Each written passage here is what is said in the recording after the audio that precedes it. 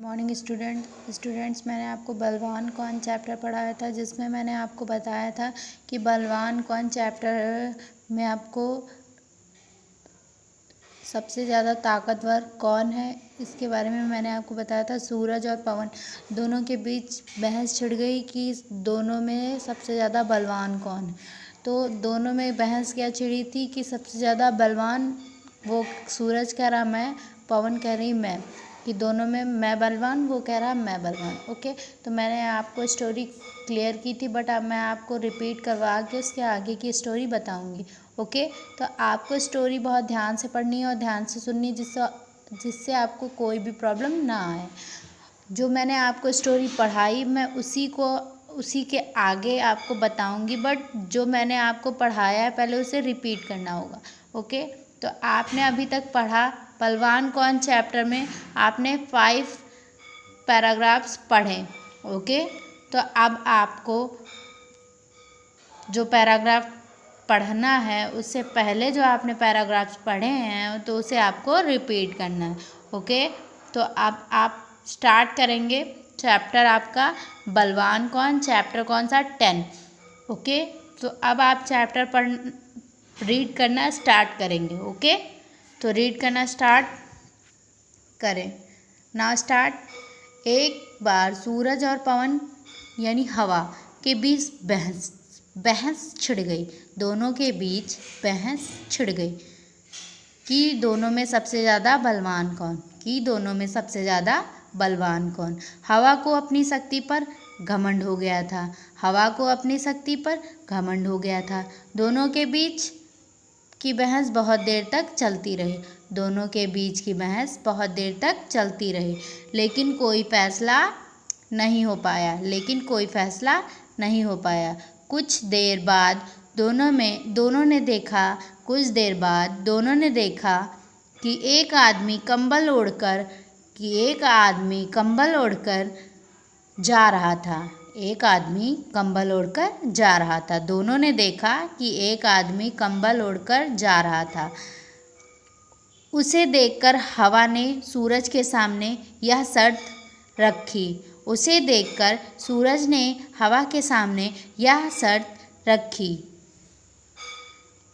कि जो भी इसका कंबल उतरवा देगा वही अधिक शक्तिशाली माना जाएगा। जो भी उसका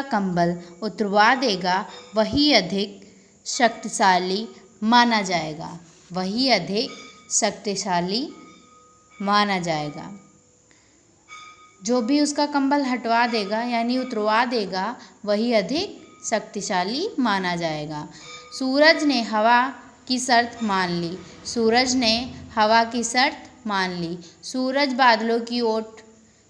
बादलों की ओट में छिप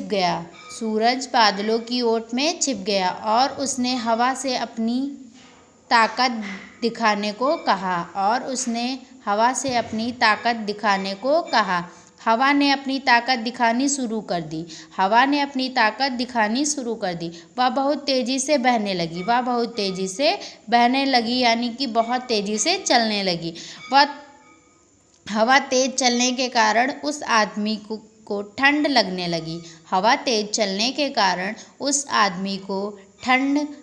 लगी। किसे ठंड लगने लगी? जो आदमी कंबल ओढ़कर जा रहा था उसे ठंड लगने लगी। वह बहुत तेजी से ठंड लगने लगी। उसने अपना कंबल और अच्छे से ओढ़ लिया। हवा ने देखा तो वह और तेजी से चलने लगी। जब हवा ने यह देखा कि उसने और अच्छे से वह कंबल ओढ़ लिया तो वह और तेजी से बहने लगी यानी कि चलने लगी। और थोड़ी ही देर में उसने तूफान का रूप ले लिया। ओके, इसके बाद उस आदमी से तेज हवा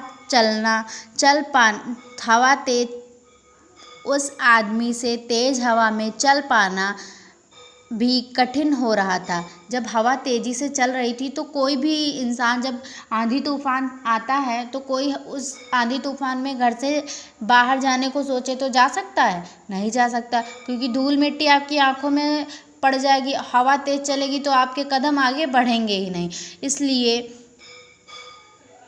इसलिए वह एक पेड़ की ओट में बैठ गया। इसलिए वह एक पेड़ की ओट में बैठ गया। पेड़ की ओट यानी पेड़ के पीछे बैठ गया। हवा उस आदमी का कंबल नहीं उतरवा सकी। हवा उस आदमी का कंबल नहीं उतरवा सकी। उसका समय समाप्त हो चुका था। उसका समय समाप्त हो चुका था। अब सूरज की बारी। अब सूरज की बारी यानी हवा की चांस समाप्त हो गई, यानी हवा की जो चांस थी उसने अपनी कोशिश बहुत की, बट उसका कंबल नहीं उतरवा पाया, नहीं उतरवा सका या नहीं उतरवा पाया। अब सूरज की बारी। सूरज ने अपना कमाल दिखाना शुरू किया। सूरज ने अपना कमाल दिखाना शुरू किया। सूरज तेज चमकने लगा। सूरज तेज चमकने लगा। धूप तेज होने के कारण उस आदमी को गर्मी लगने लगी।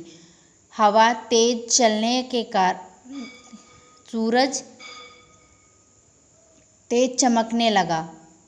धूप तेज होने के कारण उस आदमी को गर्मी लगने लगी। उसे पसीना आने लगा। किसे? उसी आदमी को जिसने कंबल ओढ़ रखा था। उसे पसीना आने लगा। थोड़ी ही देर में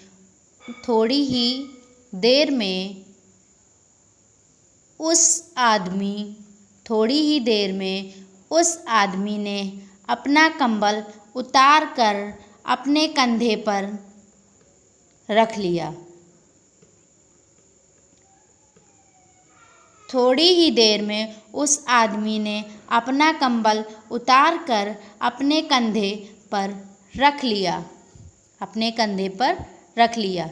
यह देखते ही हवा का घमंड टूट गया। यह देखते ही हवा का घमंड टूट गया। क्यों टूट गया? क्योंकि उसने बहुत ताकत लगाई। हवा बहुत तेज़ी से चलने लगी। उसे ठंड लगने लगी उस आदमी को। उसने कंबल और अच्छे से ओढ़ लिया। हवा उस आदमी का कुछ नहीं बिगाड़ पाई। इसलिए यह देखते ही हवा का घमंड टूट गया।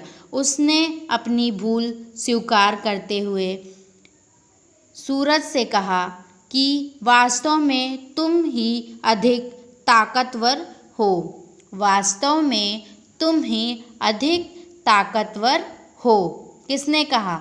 हवा ने। क्यों कहा? क्योंकि जब उसने इतनी ताकत लगा ली और उस आदमी का कुछ नहीं बिगाड़ पाई, तो जब उसका घमंड टूट गया, उसने जब ये देखा कि सूरज ने उस आदमी का कंबल उतरवा दिया, तो उसने क्या कहा? यह देखते ही हवा का घमंड टूट गया। यह देखते ही हवा का घमंड टूट गया और उसने अपनी भूल स्वीकार करते हुए सूरज से कहा कि वास्तव में तुम अधिक शक्तिशाली या ताकतवर हो। किसने कहा? हवा ने सूरज से कहा कि वास्तव में तुम अधिक शक्तिशाली हो। ओके, तो ये आपको समझ में आ गया। अब आपको जो भी इस चैप्टर में ना समझ में आया हो या जो भी आपको प्रॉब्लम आ रही हो वो आप मुझे बताइए और क्लियर करिए, जो भी प्रॉब्लम आपको आ रही हो। ओके, अब मैं आपको इसके बाद का चैप्टर इसके आगे की वीडियो में बताऊंगी। तब तक के लिए आप इसे पढ़ें और बताइए मुझे जो आपको ना समझ में आए। Okay, thank you.